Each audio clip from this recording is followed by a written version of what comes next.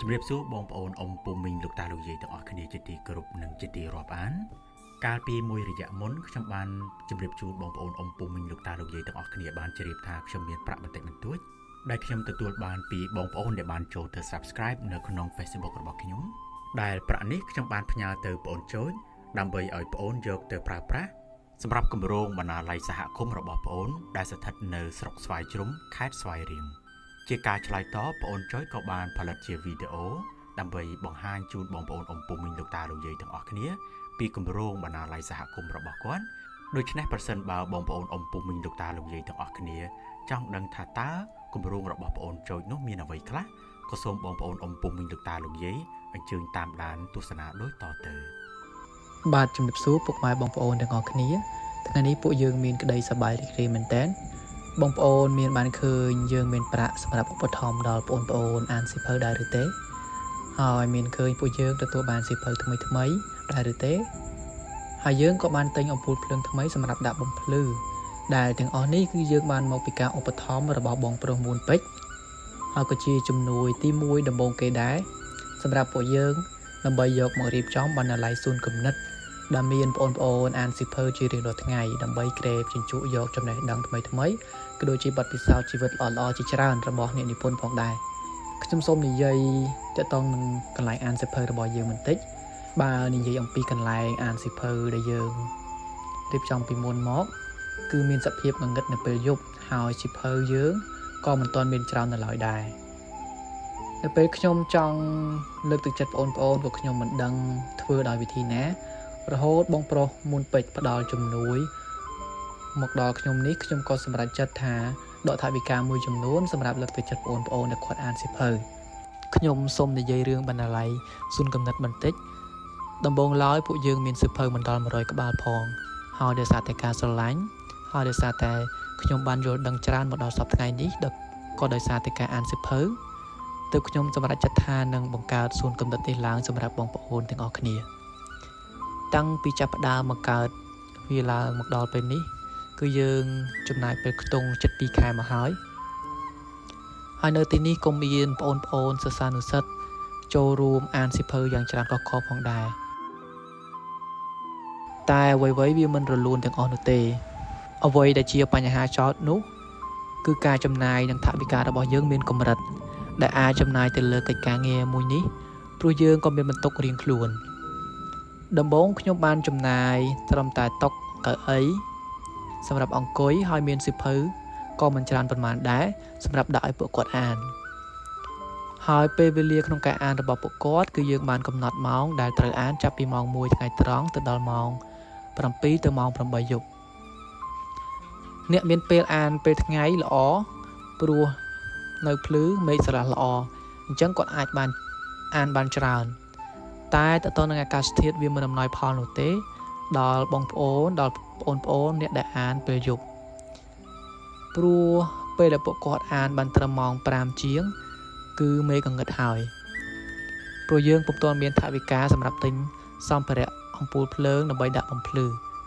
ដែលសកម្មភាពពេលមិនទាន់មានអំពូលភ្លើងបងប្អូនអាចមើលបានរហូតបន្ទាប់មកយើងក៏បានទទួលប្រាក់ឧបត្ថម្ភពីបងប្រុសមួនពេជ្រសម្រាប់ការចំណាយកន្លែងខ្វះខាតផ្សេងៗនៅក្នុងបណ្ណាល័យដែលយើងរៀបចំសម្រាប់បងប្អូនអានសៀវភៅដែលយើងហៅថាសួនគំនិតនៅពេលខ្ញុំទទួលបានថវិកានេះមកភ្លាមខ្ញុំក៏ចាត់ចែងទី1គឺខ្ញុំនឹងទៅទិញអំពូលភ្លើងបំភ្លឺសម្រាប់ការអានពេលយប់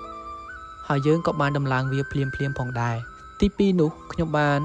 ដកមួយចំណាយទៀតទៅទិញសៀវភៅសម្រាប់បងប្អូនអានហើយទី3ខ្ញុំបានដកប្រាក់ដែលនៅសេសសល់ខ្ញុំសម្រេចថាទុក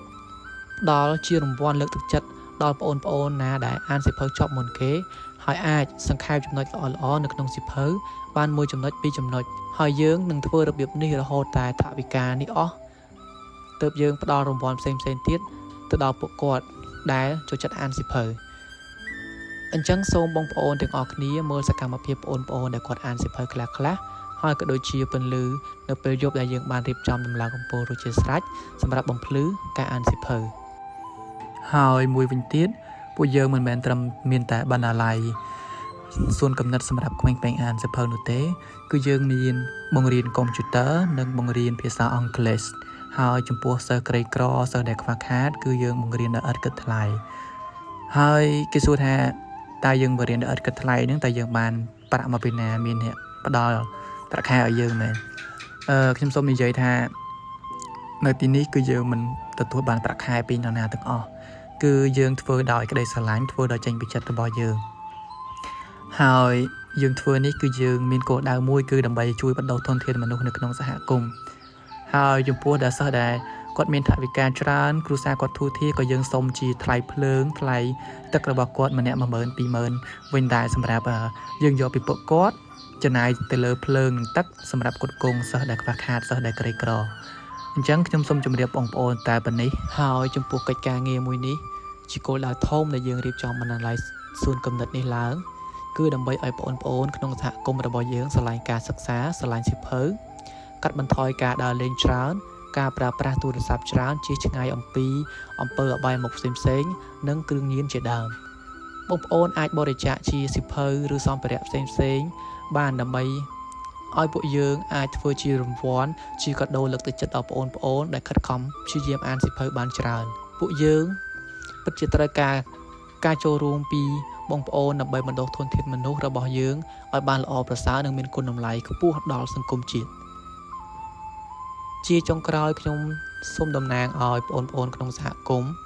សូមអរគុណដល់បងប្រុសមុនពេជ្រដែលតែងតែជួយជ្រោមជ្រែងកិច្ចការងារសង្គមផ្សេងៗនិងបានជួយពួកយើងកន្លងមកសូមជូនពរឲ្យបងសំណាងល្អសុខភាពល្អនិងជោគជ័យគ្រប់កិច្ចការងារទាំងអស់សូមអរគុណជាការឆ្លើយតបខ្ញុំក៏សូមអរគុណដល់បងអូនចូលវិញផងដែរដែលបានខិតខំប្រឹងប្រែងចំណាយទាំងពេលវេលាទឹកចិត្តនិងថវិកាផ្ទាល់ខ្លួនដើម្បីជួយបណ្ដុះបណ្ដាលធនធានមនុស្សសម្រាប់សហគមន៍របស់បងអូនក៏ដូចជាសង្គមជាតិរបស់យើងទាំងអស់គ្នា